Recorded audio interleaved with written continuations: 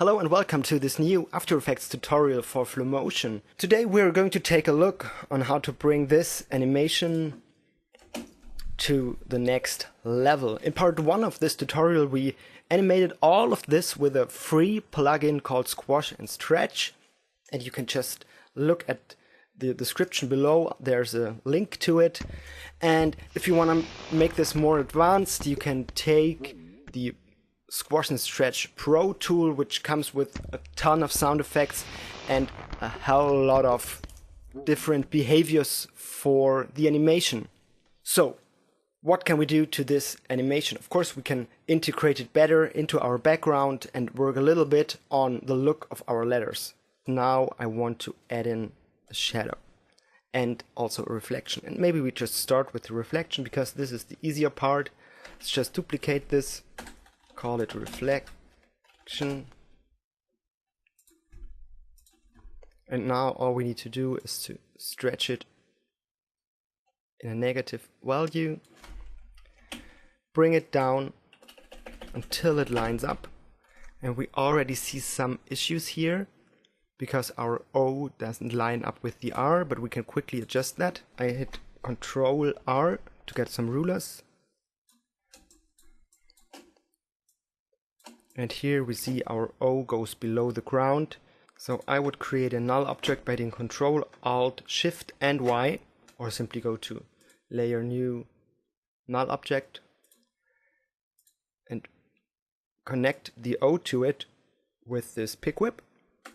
And now we can move our null object and the O will follow and we don't mess up with the whole animation. Okay, back in here, we can already see what we want to do here. Let's blur this with a Gaussian blur. So let's just blur this like maybe 12 pixels.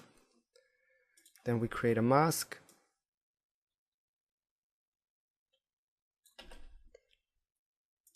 And feather this out.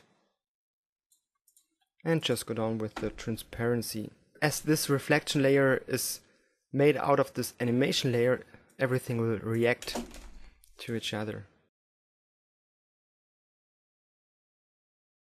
Okay, now we do kind of the same thing to create a shadow. Copy the animation, maybe we get rid of the reflection for now, call this contact shadow, and this time we just want to take the bottom part of it, just like so. We want to tint this black.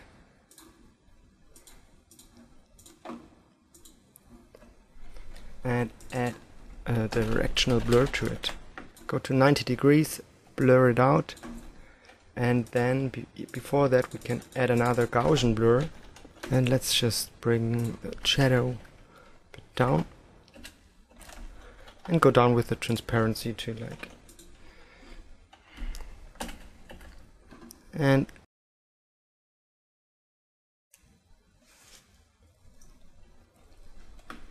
I don't quite like what the O is doing here at the end. So you can always go back, hit U on the layer and see all the keyframes. And I may just want to get rid of all of those here. See what happens.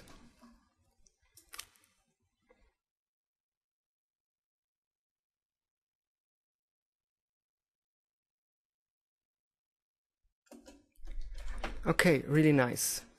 And the nice thing about this setup is that you could now go into each of the layers if you want to tweak something, change the color, and just go into this sub-composition. And whatever you want to do to the layer, maybe you have... So maybe you have some textures that you want to use for the layers. Let's just bring out this rusty one. You can just bring it into the layer and use the layer itself as an alpha matte, and it will update.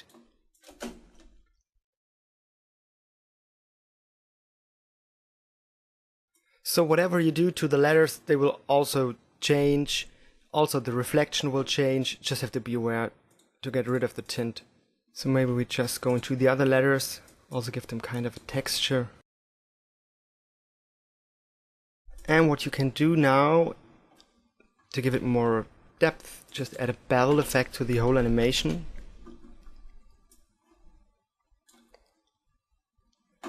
And set the angle like it.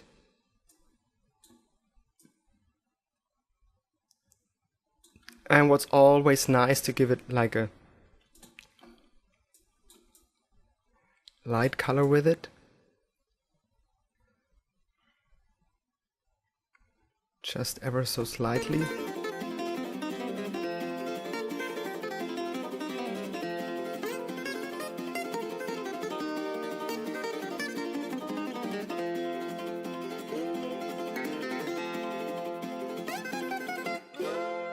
Really perfect.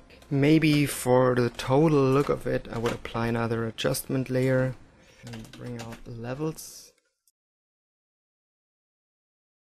to make this pop out more, and maybe another tint effect to the intro with that purple. Just bring that down so that it sits a little better in our composition.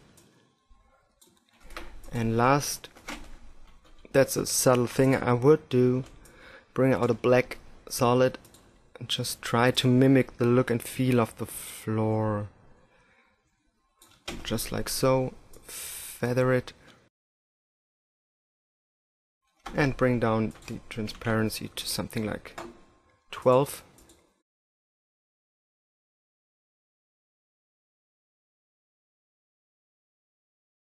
Now I'm going to show you one last trick that you can do to create a nice filmic look. Let's call this final. And I want to create some light streaks to interact with the rest of it. So I'm going to extract all of this except for the really bright parts. So I'm taking out the black.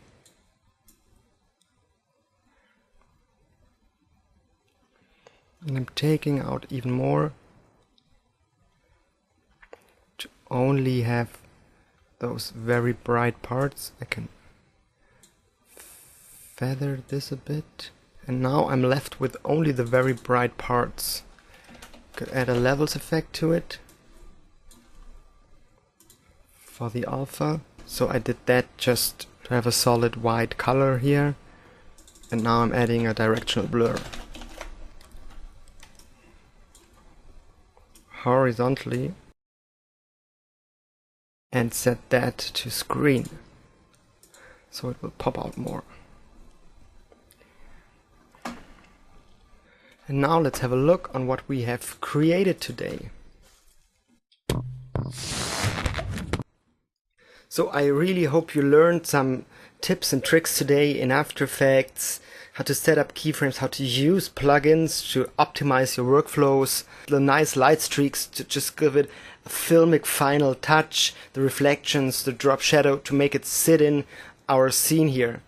So if you liked what you see, just feel free to subscribe to my channel, because the more subscriptions I got, the more tutorials I'm able to do, and I really love to do those tutorials. So now I wish you a lot of fun in After Effects.